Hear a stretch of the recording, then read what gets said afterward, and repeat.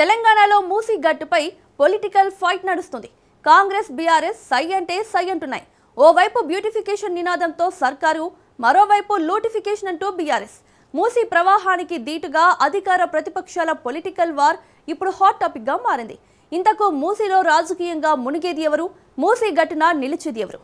Let's watch. Musi నది సుందరీకరణ, ఆక్రమణల తొలగింపు అంశంపై బీఆర్ఎస్ కాంగ్రెస్ పార్టీల మధ్య తీవ్ర రాజకీయ పోరు నడుస్తుంది. కాంగ్రెస్ ప్రభుత్వం చేపట్టిన మూసీ ప్రాజెక్టును బీఆర్ఎస్ తప్పుపడుతుండగా అభివృద్ధి లక్ష్యంగా ముందుకు వెళ్తామని కాంగ్రెస్ స్పష్టం చేస్తోంది.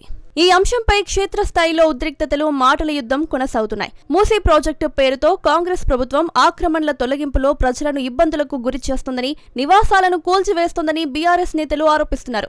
మూసీని ప్రక్షాళన చేసి నదిని పునరుజ్జీవింపజేసి నగరవాసులకు ఆహ్లాదకరమైన వాతావరణం కల్పించడమే తమ లక్ష్యమని కాంగ్రెస్ చెబుతోంది. ఈ పోరు మూసీ గట్టుపై ప్రజల నివాసాల చుట్టూ తిరుగుతోంది. ప్రస్తుతం తెలంగాణలో మూసీ నది పునరుద్ధరణ అంశంపై విపక్షాలకు ప్రభుత్వానికి మధ్య ఆరోపణలు, ప్రత్యారోపణల పర్వం పతాక స్థాయిలో జరుగుతుంది. ముఖ్యంగా జీహెచ్ఎంసీ ఎన్నికలు త్వరలో జరగనున్న నేపథ్యంలో విపక్షాలకు మూసీ పునరుద్ధరణ ప్రాజెక్టు పెద్ద అస్త్రంగా మారింది. మూసీ నది పునరుద్ధరణ ఇప్పుడు అధికార ప్రతిపక్షాల మధ్య పొలిటికల్ వార్ కు సెంట్రిక్ గా మారింది. మూసీ పునరుజ్జీవం చేసి తీరుతామంటూ రేవంత్ సర్కార్ దూకుడు పెంచడంతో అడ్డుకునేందుకు బీఆర్ఎస్ అంతే స్పీడ్ పెంచింది. దీంతో ఇప్పుడు మూసీలోని టోటల్ స్టేట్ పాలిటిక్స్ లోని హాట్ టాపిక్ గా మారింది. మూసీ నది చుట్టూ ఇప్పుడు తెలంగాణలో రాజకీయాలు జోరుగా నడుస్తున్నాయి. మూసీ రివర్ ఫ్రంట్ అభివృద్ధి ప్రాజెక్టు పేరుతో ప్రభుత్వం భారీ ప్రణాళికలు సిద్ధం చేస్తోంది. నదీ తీరాలను అందంగా తీర్చిదిద్దడం, రోడ్లు, పార్కులు, వాక్వేలు నిర్మించడం వంటి పనులను ముందుకు తీసుకెళ్తోంది. మూసీ పునరుజ్జీవంతో హైదరాబాద్ కు గ్రోత్ ఇంజిన్ గా మార్చాలనుకుంటున్నామంటున్నారు సీఎం రేవంత్ రెడ్డి.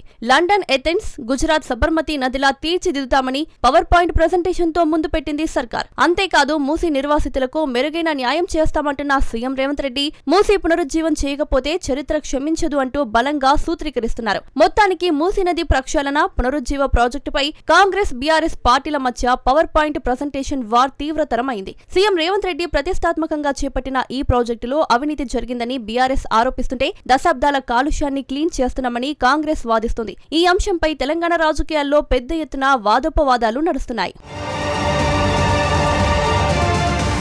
అటు బీఆర్ఎస్ మాత్రం తమ హయాంలో మూసీ చుట్టూ అభివృద్ధి పనులు చాలా చేశామని చెబుతోంది. పేదల ఇండ్లు కూల్చకుండా అభివృద్ధి చేయొచ్చని, కానీ ఇల్లు కూల్చడం ఎందుకు అంటూ సీరియస్ అవుతోంది. కాంగ్రెస్ చేస్తున్నది మూసీ బ్యూటిఫికేషన్ కాదు, లూటిఫికేషన్ అంటోంది బీఆర్ఎస్. పేదల ఇల్లు బుల్డోజర్లతో కూల్చేసి పేదలకు న్యాయం ఎలా చేస్తారంటుంది. ముందు మూసీలో కాలుష్యాన్ని కట్టడి చేయాలని ఏఐ బొమ్మలు చూపి ప్రజలను మోసం చేయవద్దంటున్న బీఆర్ఎస్, డీపీఆర్ లేకుండా రేవంత్ సర్కార్ డిమాలిషన్లు చేస్తుందని విమర్శలు గుప్పిస్తోంది. పేదలకు మద్దతుగా బుల్డోజర్ ముందు నిలబడతామని కేటీఆర్ వార్నింగ్ ఇవ్వడంతో మూసీలోని రాజకీయ అలజడికి తెరలేపింది.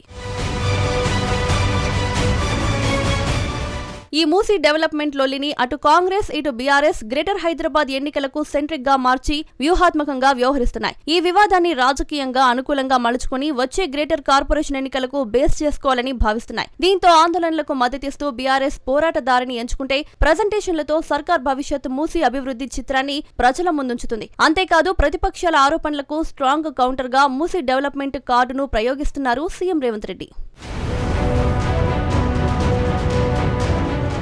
మొత్తానికి మూసీ తీరం ఇప్పుడు రాజకీయ రణరంగంగా మారింది. కాంగ్రెస్, బీఆర్ఎస్ ల మధ్య పాలిటిక్స్ కు గ్రౌండ్ గా మారింది. ఈ రాజకీయ అలజడితో గ్రేటర్ కార్పొరేషన్ ఎన్నికల్లో గాలం వేయవచ్చన్న వ్యూహంతో ముందుకు వెళ్తున్నాయి. మరి మూసీలో మునిగేదెవరు, రాజకీయంగా తేలేది ఎవరు అన్నది ఆసక్తి రేపుతోంది. ఇంతకు మూసీ నిజంగా పునరుజ్జీవం అవుతుందా? ఇదే ఇప్పుడు ఇంట్రెస్టింగ్ గా మారింది.